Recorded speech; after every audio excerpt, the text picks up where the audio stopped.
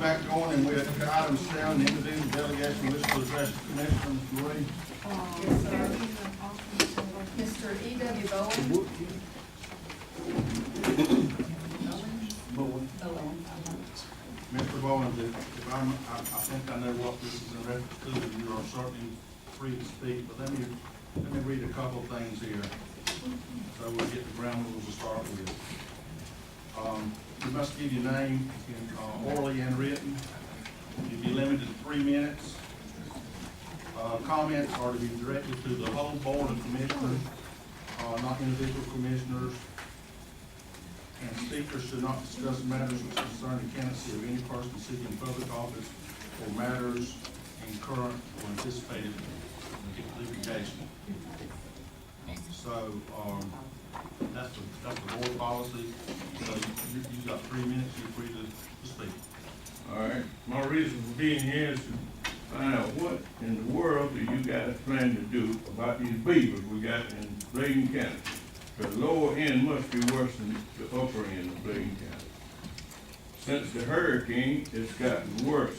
The state is going around opening ditches up, but the ditches are draining into these little side roads, and the side road ditches backed up to the creek, and water can't go nowhere. It's laying in the ditches. And when it goes to the creek, it can't go nowhere because of the trees and debris and stuff.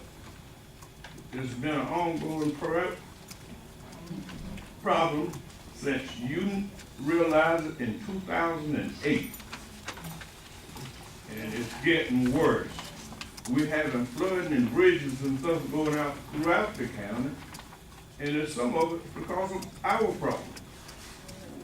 We are not doing what we should be doing.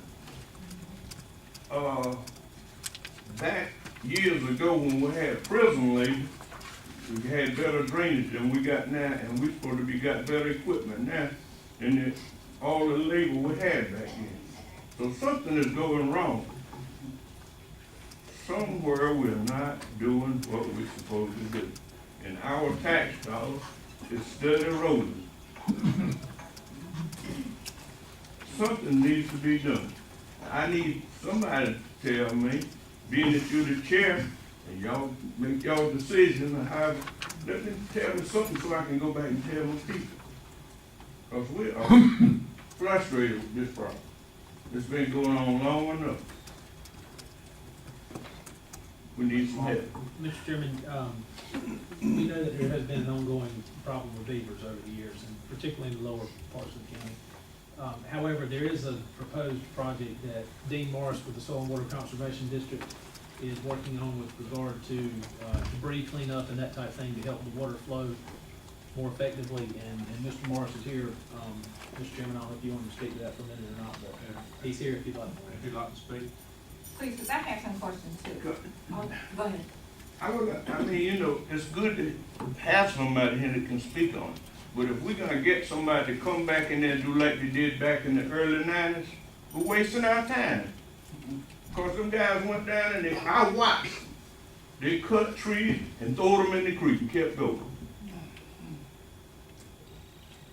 Dana, are you prepared to address it, or you want to come forward?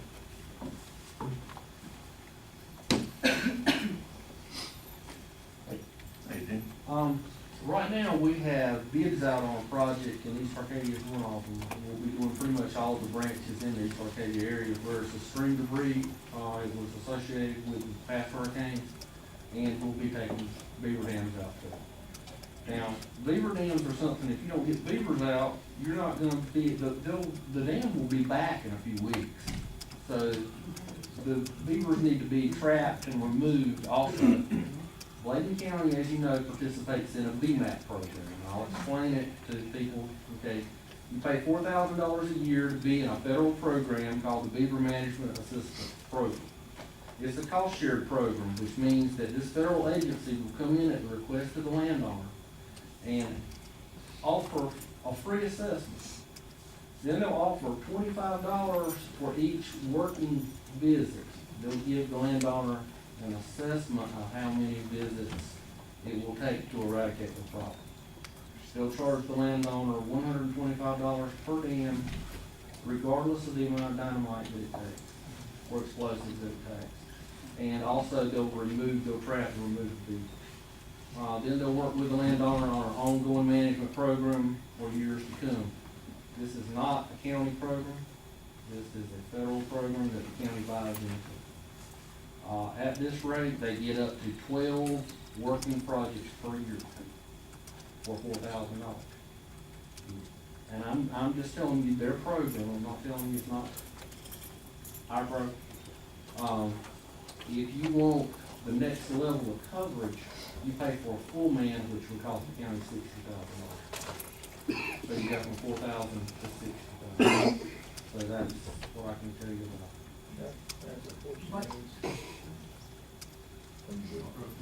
My only concern is, it's not just, one place or two citizens of East Arcadia, it's the whole area. And because it's been dormant, nothing's been done for the last 10 years, it's getting worse. So we already, not only do we know already that the citizens that have property in East Arcadia, they can't put houses on it because they don't pass, inspections will not pass because of the water dam. And as the branches continue to rise, the streams rise and get blocked. I mean, our land for it is no good. The land for housing, no good. So we like it at an end that the county won't get any tax dollars, because guess what? People are not coming in. What they're gonna do when they lose, eventually, they're gonna go out too. So if we think we're losing kids from the school system and tax dollars for the county, you're not gonna have anyone there in the county. We're not investing anything, so we're not getting anything back. So we need to invest something to take care of this problem. I had a question that back about, when I got for like 6 years ago. I think you spoke to us about this Beaver project and things like that. And I've spoken with some of the landowners, and their concerns, to me, has been a little bit different. They said that the beaver dams are dead, but the problem that really exists with a lot of it is that some of the landowners won't let canals protrude through their land, that they'll come in and say you can't put it through. And I'm trying to figure out, is there any restriction where you can just say certain waterways have to be designated access where they can't deny you to go in there and put a ditch in or to take that water from that property? Because I know that's been a problem. Sometimes say the water is not, the problem is the people behind it won't let us put a ditch through it. They won't let us put drainage through that property. They try and get that property to drain out, and it's backlogging back. And that's the reason why they say the beavers are just pesting us, because everything, the whole bay and the whole marsh is becoming a swamp.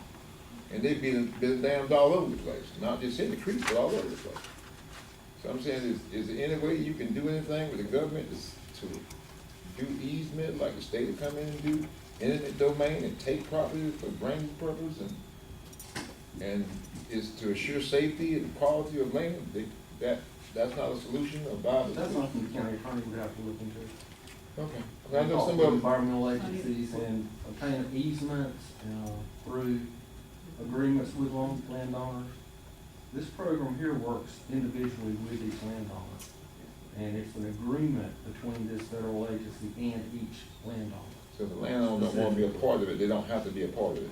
And then that stops everything when the land backs up. Okay, I just want to know, because I heard someone complain about that problem, is that they can't get easement and get the water to go where it needs to go. And that's one of the problems. One of the problems is, we don't pay this BMAP for $4,000. We might as well save that $4,000 if we're not gonna do nothing else. Because every time that BMAP man come out there, he wants $25 for an assessment, like he says, and every time he blow, he wants $125. I paid $425 last year. And right now, the people, before he got back wherever he lived at, Mr. Mustang, the beaver dam was right back. So, now, Mr. Chairman, what is the procedure for getting rid of the beavers? They'll trap the beavers and remove them. I mean, is it a cost to the city? Yes, it costs your program that you have in this county, yes. So if we paid the $60,000, it wouldn't be a cost to the citizen? You would get more visits. You would hire, right now, you get 1/5 of an employee for up to 12 working projects for this county in a physical year, which begins October 1st of each year. And what they'll do, they'll come out and give a free assessment of what it will take on their best knowledge of once they evaluate. They'll charge $25 for each working visit, and they'll charge $125 to trap the beaver and remove the dam. So the 60,000 that you mentioned, what does that cover? That's their next level of coverage. If you want a full man hired and assigned through the APHIS program, it would cost $60,000. To the And county. And to the county. And then they would the citizens still have to pay? Oh, Wow. Yeah. It's a no-win situation for the citizens.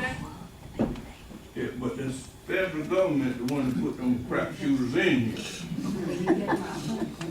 Somehow, we need to figure out a way to get something from the federal government to get them out of here. Because like Mrs. Garland says, or Dr. Garland says, people are not relocating into Bladen County because they can't live in it. Ain't no property in Bladen County, on that end of Bladen County that nobody will buy. You got something now that you've been trying to sell for 4 or 5 years yourself. Don't want nobody buy it. Something's wrong with that picture. Mr. Bowen, I know my 3 minutes is yeah, up. I'm sorry, I mean, we hear you, and, get Mr. Martin and Dean, and when you get the attorneys involved, let's get them involved, and let's get back to Mr. Bowens and that community, what we can do and can't do, and see if we can find something a little bit better. How about that? well, we will have a clean out coming through. It's on bids right now. We'll accept the contractor. Hopefully we'll have contractors get on the project. And it'll be clean for a short period of time. They'll be taking some debris, but it's not a long-term project. But, it's gonna help some. We are working on a long-term program to get some money from RC and D, and looking at a program to try to get some money. But they ain't gonna do nothing till let's see the county do it. That's, Mr. Evans' program, isn't it? Yes, Yeah, Yeah. Kate for RCD. Mhm. Yeah, we have talked about, Everybody would do that. doing some beaver, some projects to get beavers. That was back, Al Daniels was on our board too. So, I haven't heard So anything. Greg, you just joined the group to get Mr. Bowens and the community in all Blaine County help around the beavers. Well, Mr. Chairman, you saying we get a commission together to? No, I said that Greg Elkins is DA, and Dean Marsh and Greg and attorneys if you need to. Yeah, that group, not us. Yeah. That could- And come back. And Mr. They don't Chairman, find somebody come back. Mr. Chairman, Got no problem coming back, Brett. One thing that we run into, and it's really disgusting for us, Mr. Marsh really knows, it's amazing to me when we have a disaster like the storm we just witnessed. And it could cost the federal government $200, $300, $500 million, I don't know what it's gonna cost. But it's hard for them to understand business that, you know, if you go ahead and give Mr. Marsh $3 million to do a total clean out to the bottom, then it might save you the $300 million, but they don't think that way and they won't work with you that way, and that's frustrating. You know, they don't wanna do what makes sense. Is there any way that our commissioners could go on record as saying, be getting in touch with the federal about doing this? Hey, don't think we're not already working on this, Okay. believe me. We'll send letters. Okay. We'll send letters. Because I've emailed all of them, Washington, and they don't even get an answer back. So you need somebody with some authority. I have a question. Is there an additional, money for the hurricane cleanup for the debris? Is there additional money under what we have already? Right now, what we have is from Hurricane Matthew. Uh-huh. There's talk that there's gonna be some Hurricane Florence monies coming down the line now. Right. It's not been distributed yet, but there's a possibility. Could that be a way to clean up on, use some money, get some money for that end to clean up those the debris? We would have to evaluate what additional rivers that we want to include, East Arcadia are included in this first one. Okay, so when I got a call, I went by and I looked, and I see branches, trees laying in the branches.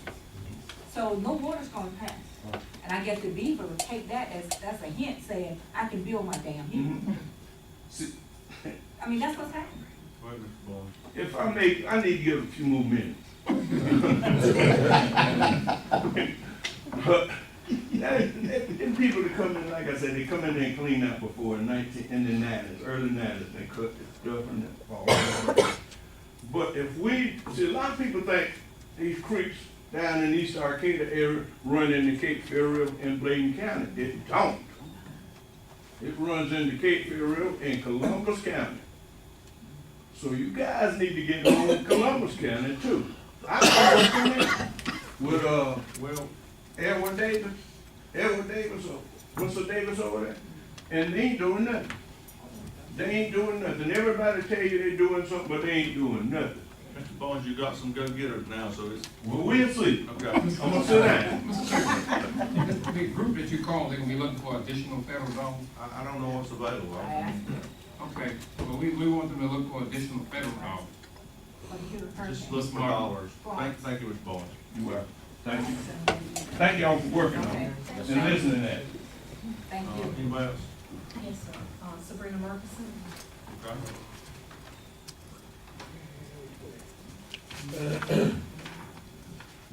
Good evening, Commissioners. We're going to start now? Yes, ma'am. All right. I come before you all, due to the fact that I was terminated today, for posting information on Facebook in regards to a commissioner's business. I think this came about because I filed a charge of, discrimination with the Equal Employment Opportunity Commission. And in the examination of the evidence, the EEOC found that the Director of Divisional Aging was offered a lesser qualified applicant outside of the target party protected class, non-black. The reason preferred by respondent for charges party not being offered the position of District Agent. Based on the analysis, the EEOC had determined that the evidence obtained during the investigation does establish that the violation of a statute, and that's the violation of the Title VII of the Civil Rights Act of 1964. I was provided a pre-disciplinary conference on Thursday, November 28th, for November 29th at 8:30 p.m. Ms. Vicky and Ms. Jill Sampson are currently in the complaint that I have found. It goes on to talk about my Facebook post, which the policy for 2015 in your policy manual for everyone, the policy is very vague. I informed my director on the next day, Ms. Vicky Smith, that I wanted an attorney on the 29th. At the end of the day on 29th, she scheduled another appointment for my day off of November the 30th at 9 a.m. with no time for me to seek out legal advice. And then on December 3rd, as of today, she terminated me due to the social media policy and the articles within your policy. It seems like for African Americans, the policy does not work, but for Caucasians, the policy does work. The social media policy in front of me right now, it talks about, it's from 2013. And when it talks about that, it's a lot of violations that have already been done without me being terminated for those reasons. And then your 2015 policy, Ms. Smith stated that you all don't have to send the information to the OSR, which is the Human Resources Department for the state, in which in your 2015 part where you updated, she does. So I'm in disagreement with that, and due to the state, she has violated my rights again, because before the pre-disciplinary hearing, she was supposed to inform me. It was not supposed to be a surprise. And in the conference of the pre-disciplinary conference, she did not have all parties present for the final termination. Ms. Jill Sampson was not present at this meeting when she had stated in this letter to be present. And after the conference, she was supposed to tell me that the information within 2 to 3 business days. I received a letter from the next business day. That means she took no time to investigate, no time to seek out any legal advice if she was, and no time to even think about what I brought to her attention as far as what the state laws are. I am planning to appeal with Mr. Greg Martin, or well, Ms. Shantia Keaton on next week, but it seems like your policies help those who you want to help. Like with some of our directors, they wanted to change the policy as far as moving to another county and working for Blaine County. You changed that policy. Then I asked for my longevity. You did not change that policy. And then there's other policies in which is in your policy manual that the director of Blaine County DSS has violated and has not been, she has not been terminated, there's been no disciplinary action, there has been nothing that's been done. And my post, my impression that was provided on Facebook was my personal opinion, and your policy is so vague, it does not say that I cannot post what I need to post on Facebook. That would just be as me saying shop out of town and not locally, or shop locally and not out of town. Best Buy, Home Depot, and Biggs Park Mall would sue us because I would want to shop locally. Thank you. Mr. Chairman, Thank you, Dr. Washington. I'd like Mr. Martin, what are the progressive steps in discipline? Can I say something first? Yes, When a county employee is, terminated, I don't know if that's the right word or not, there's steps for them to appeal it. They appeal it to the county manager, and then, or the personnel advisory committee. And then if your employee's not satisfied, that's when it comes to this commissioner. well, my question So is, we need to follow the process of when it comes to the commissioner board if it gets here. my question to Mr. Martin is, what are the progressive steps in discipline? There are progressive steps with regard, disciplinary action is divided into 2 categories: performance-related measures and personal misconduct. The progressive discipline steps apply to performance-related measures, and more swift action can be taken with regard to the personal misconduct. And personal misconduct, there was no I'm action sorry, taken. hey, I'm sorry. I'm just Sabrina, saying. thank you. Go ahead. We'll discuss this if it comes before the board of commissioners, but we are through as of now talking about this. And is there any, thank you, ma'am. If there's anyone else who wants to address the board, Ms. Marie. Okay, we'll go to item 8, matters of interest to commissioners. Mr. Chairman, I have some more questions regarding this situation, but. When it comes to the commissioner and where our policy states, you can ask all the questions you got to ask. What is the problem? I just told you. She appeals it to the We need it in county. writing. no, no. I like to have it in writing. I like It's to- right here. I like to have a copy of the termination policy. Okay. Or how do you go through that? Matters of interest to I like to commissioners. have- Anyone have anything? I would like to Mr. say Brett. something. And I would like to say this in reference to Ms. Sabrina. Obviously, she doesn't know me. I'm the commissioner that she's speaking about. And I do Whoa, have. whoa, whoa, Mr. This is a matter of. Anybody else? Anybody else? You can't talk about it. Anybody else? Talk about it. Leave it alone. Anybody, anything else? Just leave it alone. Anything else? You'll deal with it when you get the back room. Yeah. Just leave it alone. Okay, I declare a public hearing, open regarding the zoning request, Mr. Mark, Mr.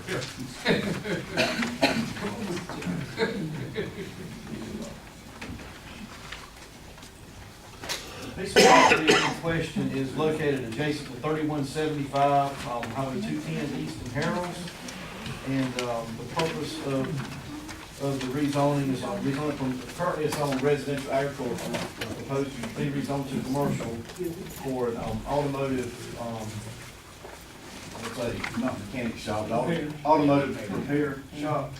And it's gonna be actually located, right behind, Ray and April Rich's property. They want to build a building. I think you had plans of the site plan of the building. And I don't know if there's any specific questions of a 50 by 50 metal building, and just want to rezone commercial. I declare a public hearing open. Any comments from the audience? Anyone like to speak on it? Any comments from the commissioners? I just have a I got question. one. Okay. I guess it was posted and they had, everyone was notified that are adjacent to this. They were, And yeah. they had, cause it's a petition, then they had to sign or just, No, we send certified letters, to adjoining property owners. We post the property with a sign out where the building's gonna, and we, advertise in the newspaper. So I'll Make let the motion. Could I ask one Mr. question Cogdell? on the, when you're doing these auto parts, the auto mechanical shop, have they met in all three of the criteria that stipulate the location, and all the criteria that go with the inspection through the planning Yeah, the department? planning board met on this November 20th and made a favorable recommendation for it to be sent to the commissioners. So it's only to be an auto part, but it can't be a place to contain salvage cars? Right, it's not, that's not what it's gonna be. So no salvage No cars? salvage cars. Am I right or wrong? no, Okay, I wanted to make sure they don't turn into a salvage yard. Only question I have, all the property owners, they have no problem with this business being. I've had no contact from any of the All right. folks I sent letters to. No problem. Anyone else got a comment? I declare the public hearing closed. And item, B is consider approving the request. Motion by Mr. Britt, second by Mr. Goodwin. Any discussion? All in favor, say aye. Aye. All opposed? Okay, thank you, Greg. Item 10 is Blaine County Water District, motion to go on water board. so So moved. moved. Second. Second, Jimmy Goins, and second by Mr. Bullock, consider yourself in water board. Good evening, Mr. Chairman. I think I'm the first on your, I believe I'm the first on your list. Yes, sir, I wanted to get you and your board, just a quick update on the Phase 4 project. We're real close to the finish line. The water lines and the metering systems are designed. We're working through this last minute details to get things in order with USDA's expectations. The real, not hold up, but the process we're going through right now is finding a suitable site for the production well. As I mentioned in the letter to you, we identified one site. The property owner was interested in working with the county. We drilled a test well on site. Came back suitable with quantity, but the water quality showed it was high in iron. In the budget for this project, as you may recall, we did have the cost to filter the iron. However, we feel, and your staff, I believe, agrees that it would be prudent for us to try one more site and see if we can find the site that would not need an iron filtration system at this time. So right now, we're searching for, we have worked with your staff on identifying some areas that we think are meet the needs of your system, and once we get another site, we'll drill a test well and go from there. As we had mentioned to your staff, we do not want to go hopping around the county for the next 6 months looking for a well site. We'll try another one if it also has high iron, then likely we'll pick whichever one we think between the two is the best, and we'll move forward from there. So, the way this works, USDA controls a lot of the procurement process. They do require that everything bids at the same time, so construction starts on everything at the same time. So that goes to the water lines, the meters, the control system, all likely will be waiting on the well site to be finished. But we're close, we're really, really close. So I wanted to be brief. I'm happy to answer any questions. I'm here at your point. You were looking at other areas, I mean, where are these locations? With respect, and I'll yield to Greg, I think it might be prudent to not mention that area. It is in the kind of central western part of the county. I'm happy to, but I think it might be prudent to not actually list the area. Yeah, that's okay. Any other questions? Yes, sir. Thank you, Greg. Thank you. Item C is consider approving 2017 local water supply plan for Blaine County Water District, Tar Heel.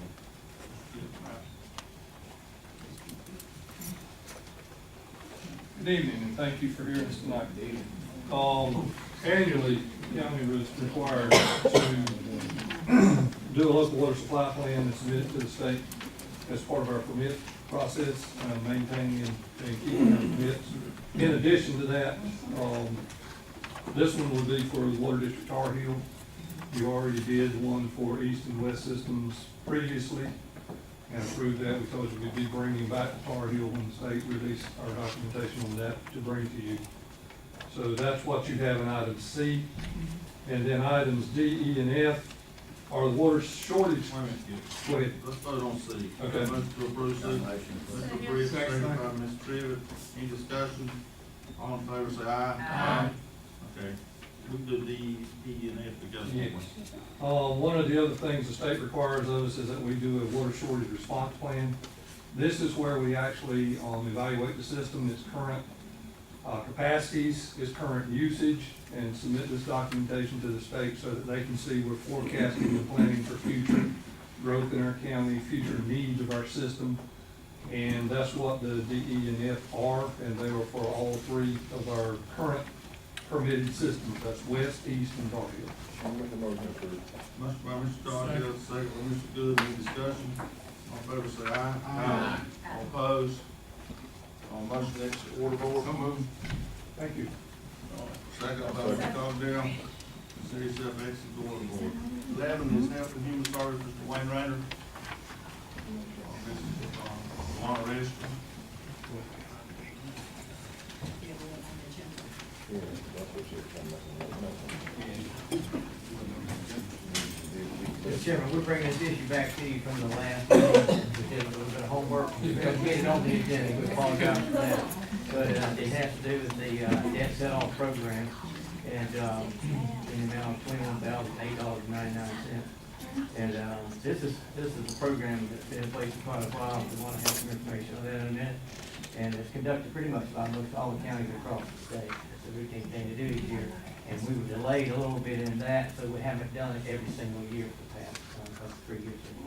You have some more detail on that. The question was raised at the last meeting as to when the debt set-off program began in Bladen County, and it began in November of 2005.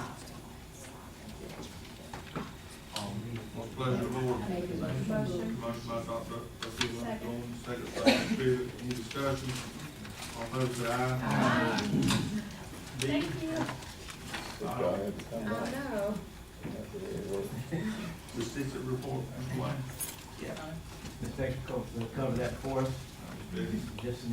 We just reported to the Health and Human Services Advisor. Good evening.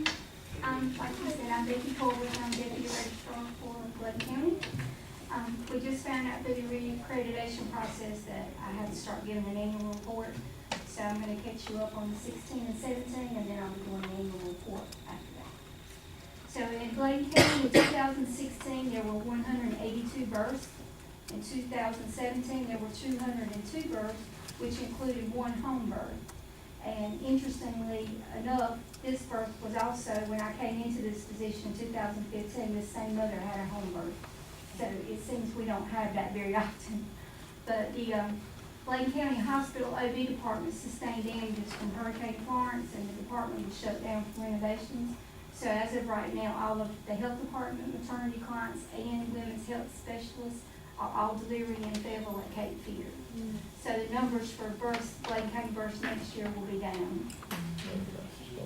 The out-of-county births, in 2016, there were 179, and in 2017, there were 148. These births occurred in Columbus, Cumberland, New Hanover, and Robeson counties. I run a report from the electronic birth registration system that consists of all Bladen County residents who deliver outside of the county on a weekly basis. I then make copies and give these birth certificates to our postpartum newborn nurse and our OB case manager so that they can call each mother and offer their services for postpartum newborn assessment. And maybe the mother was already on our OB case manager and we followed them after they had the baby also. You should look down for 16 and 17, right? Yes, sir. 16 and 17. Yes, sir. And then, I'm moving on to this. Does anybody have any questions about birth? Okay. I'm moving on to this. In 2016, there were 227. This included 2 fetal deaths. In 2017, there were 207, and this included 1 fetal death. A fetal death means the infant died either prior to delivery or was delivered and never drew breath, and the mother was 20 weeks or greater in her pregnancy. A fetal death report is filed in these cases. If the infant is delivered and draws breath for any amount of time and then dies, a death certificate is done. Anything less than 20 weeks pregnant is considered a miscarriage. So the out-of-county deaths in 2016, there were 179. In 2017, there were 186. These deaths occurred in all the surrounding counties as well as Wake and Durham counties. I receive a report every month from Raleigh, and usually when I get this report, Raleigh runs about 2 months behind, which basically means when I get December reports, it will be for October, November, and there may be a few September deaths mixed in with that too. I then distribute these reports to all the various departments, and they pull out records that we may have on the decedent, and then I take those, and I have to keep death records for 10 years. So each year I go through and I can shred those that have been longer than 10 years. All birth and death certificates are filed in the county where the birth or the death occurred. So if you were born in Robinson County and you need a birth certificate, you have to go to Robinson County, and the same with the death certificate. So, any medical examiner cases that are pending, I never get the results of those after an autopsy. The death certificate is amended and sent straight to the register of deeds. But I do have a copy of all of those in my files. I'm required to keep copies of births and deaths for 2 years and notification of deaths for 1 year. Does anyone have any questions? Mr. Chairman? If someone dies outside of Blake, a resident of Blake County dies outside of Blake with a communicable disease, are you all notified of Yes, that? we are. Our communicable disease nurse receives that report, and then she follows up with the decedent's family. How long do you usually take from the death until you get the report? If it's outside, if it's a communicable disease, we'll find out right away. Okay. I may not get the actual things on that for 2 or 3 months, but the nurse, the CG nurse, will get everything at the time of death. Okay, all right, thank you. You're welcome. Thank y'all. Thank Have a great day. Item 12, Division of Agents, Kelly Robinson.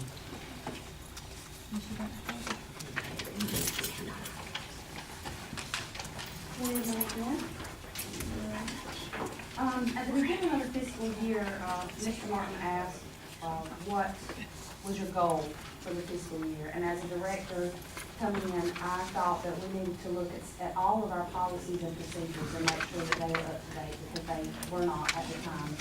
I went before my advisory committee with the, I believe you all had on hand the reservation and participation policies for our nutrition sites as well as our level 1 in-home aid. We're kind of following in the footsteps of several other counties that I've reached out to, because as you can see with your congregate meal record, we're losing quite a bit of money per month because of meals that were reserved and not served. So with our updated policy, there is some repercussion in place should someone reserve a meal and not show up, not call, not cancel. So I would like for that policy to be approved, as well as the participation for the level 1 in-home aid. And I'll accept any questions. What's the pleasure of the board? Motion by Mr. Good and second by Mr. Britt. Any discussion?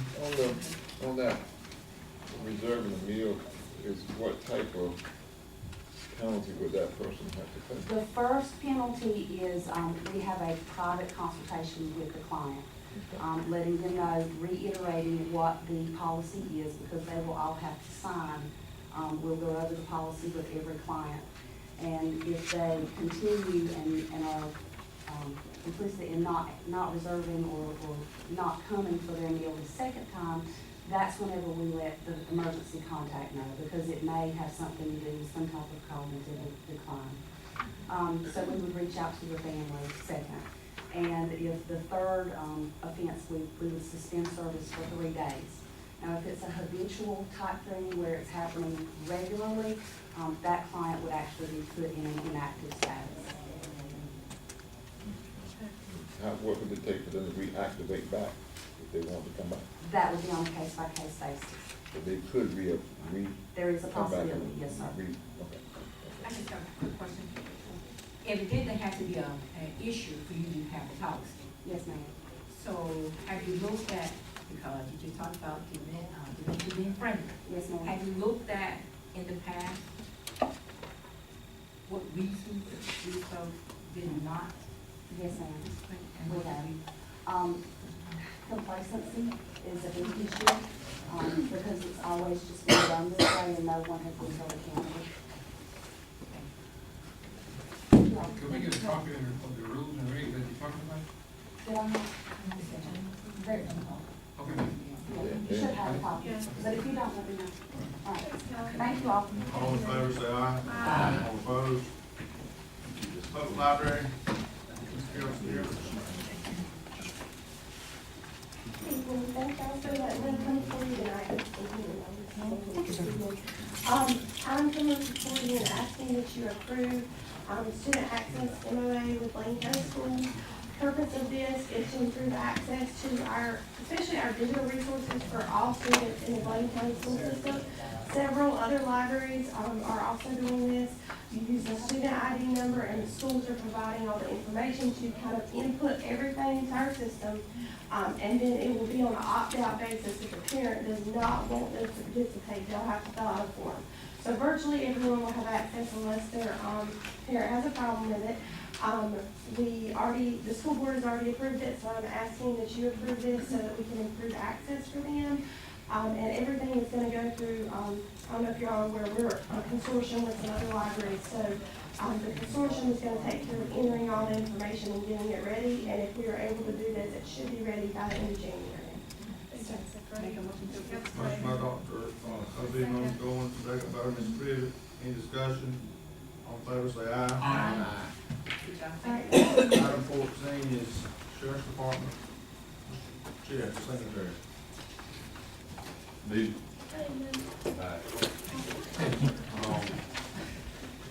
Chair Bass, we just fill in for me a little bit. I'll give you an update on the pickup program.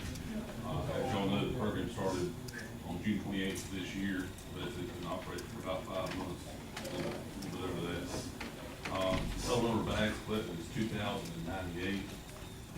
Total amount of trash debris collected today is 12.98 tons, which is a little over almost 26,000 pounds of trash.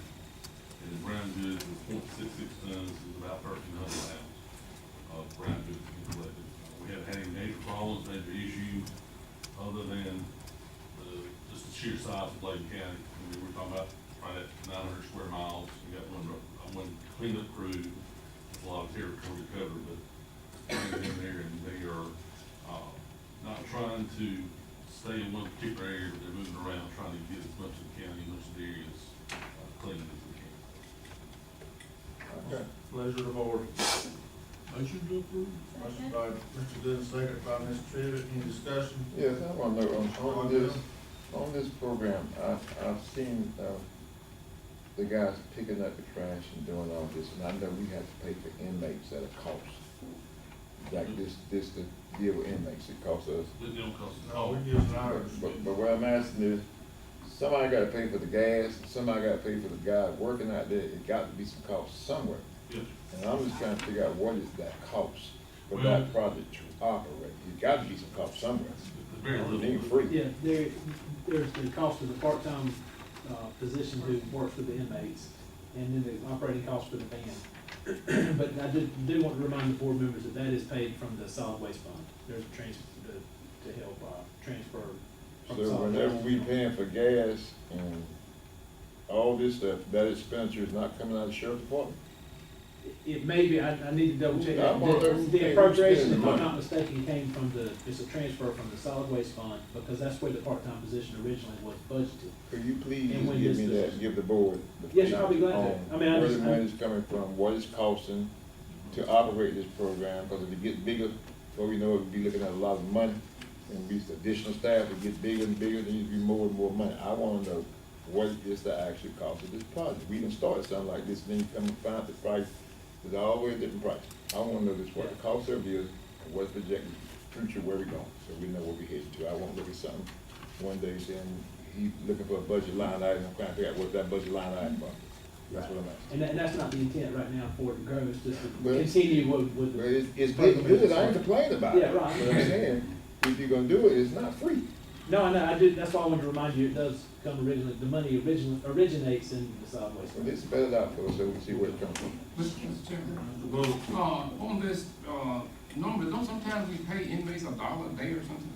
No, now that's the, DOC, the inmates we use are, we actually get paid, we get paid out of the state to use these inmates.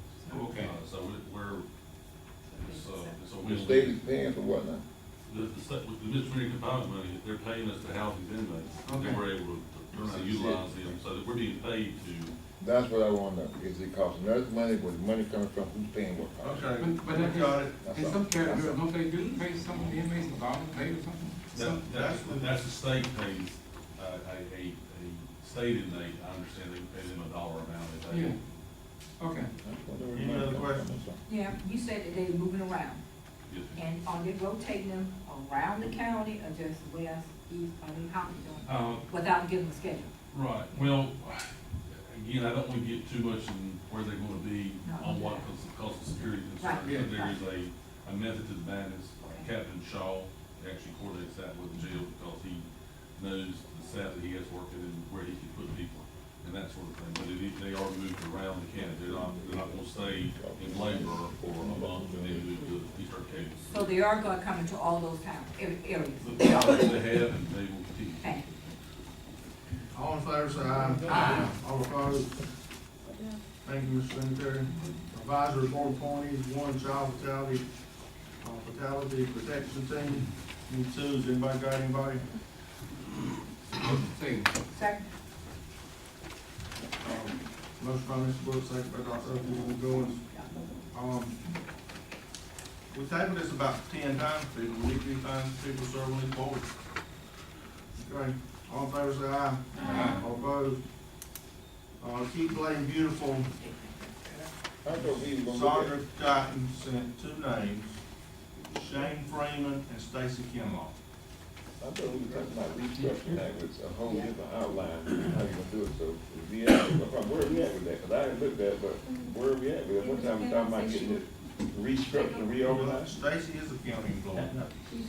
so Yes, Mr. Martin? thank you, Mr. Chairman. I did speak with Becky, the Cooperative Extension Director, and as well as Stacy. And Stacy is going to assist with Keep Beautiful. When, as you may have heard, our horticulture agent will retire at the end of this month. When the new horticulture agent comes on, this will be a part of her responsibilities as well. And we may have one other one who would be a great addition as well, who would participate. But before I give that name publicly, I need to confirm that. so with them doing the Keep Blaine Beautiful, even though we don't pay their salaries, they're gonna pick that up to the court extension, is that what you're saying? They'll provide, there'll be staffing to help, or resources to help move the program along. In conjunction with the solid waste program that Mr. Singletary just spoke to and that type of thing. So we're really trying to have a wide-ranging approach to the litter issue in the county. So it's not gonna be a conflict with the state with us having a person that run a program for our agency? No, sir, this is just helping, I mean, they're, half of their salary is funded by the county, so they want to be, assist the county as much as possible, so So I get a motion to add Shane Freeman and Stacy Kinlaw. Motion by Mr. Britt, second by Mr. Dallas. Any more discussion? All in favor, say aye. Aye. We still need one more. White Lake Planning and Zoning Board. Well, the person that I nominated or appointed last meeting is unable to serve after all, based on their address. So I'm talking with Stephanie Ensminger and Barbara Hollingsworth. And hopefully, yes, December 17th meeting, we'll have someone, but until then, we've got to take a look. Motion to table by Ms. Trigg, second by Dr. Oakley, Mr. Goins. Any discussion? All in favor, say aye. Aye. Item 16, there's 6:15 plus 2:17 we work on for the next meeting. We need to do, so look in the areas in these fire departments and let's get those, taken care of. 17 is County Manager, Mr. Martin. thank you, Mr. Chairman. I'd like to briefly review the calendar and understand you may not have your place, but Okay. you do, okay, good. A couple of main things I want to point out is that, next Tuesday at 6 P.M., this is on the 11th of December, there will be I think this may be the 6th or the 7th, community information session related to Comores, and it will be hosted by the Department of Environmental Quality for the state. And that will be held at Blake Community College. On the 11th. Okay, gotcha. It's so small. Also, I want to thank Mr. Allen Wooden for letting me know that on Wednesday, the 12th, applications are due for the empty stocking fund. As you all know, that's a program through DSS and local businesses. Blade Journal is one that helps with that. And then on the 14th, donations are due. That's the deadline for donations for that program. Wait a minute, say it again? The applications are due by the 12th Okay. of December, Wednesday. And then the actual donations from the people who are providing gifts is due, the deadline for that is the 14th, Friday. The board has a regularly scheduled meeting on the 17th at 6:30, and offices are closed 24th, 25th, and 26th in observance of the Christmas holiday. Moving over to January, offices are closed on Monday the 1st, or Tuesday the 1st, in observance of the New Year's holiday. The board meets on the 7th at 6:30 p.m. There, I'm not sure about the prayer service that morning. There should be a prayer service that morning at 8 o'clock. The opioid working group will be hitting the ground running on the 8th at 2 p.m. at the health department. And we have a full plate for 2019. The Legislative Goals Conference will be held in Raleigh on Thursday and Friday, the 10th and 11th. Martin Luther King Jr. birthday holiday will be held on the 21st, and offices are closed that day. There's also a parade here in Elizabethtown at 11 o'clock. At 11 o'clock, thank you. And the board meets on Tuesday, the 22nd at 6:30 p.m. I have a question, Yes. Chair, anyone going to that, legislative conference? I'm not, I'll be there one day if I go. Yeah, I wanna go, how y'all wanna do it, just, I wanna go, let's do that one. And did we, submit any goals? Did we send anything you guys? Yeah, you sent some. Yeah, Yeah, that was my- you sent some. Thank you. If there are no other questions or comments related to the calendar, moving to item number 2. The board is requested to schedule a planning session for sometime in early January. And we don't have to determine the date now, but we just want to get it on your radar if you'd like to. I know. Planning This is for a what? reference to- A plan is just to talk about our plans for the upcoming year, if there are priorities and. I thought we were gonna talk about, at least have sessions on personnel and these other things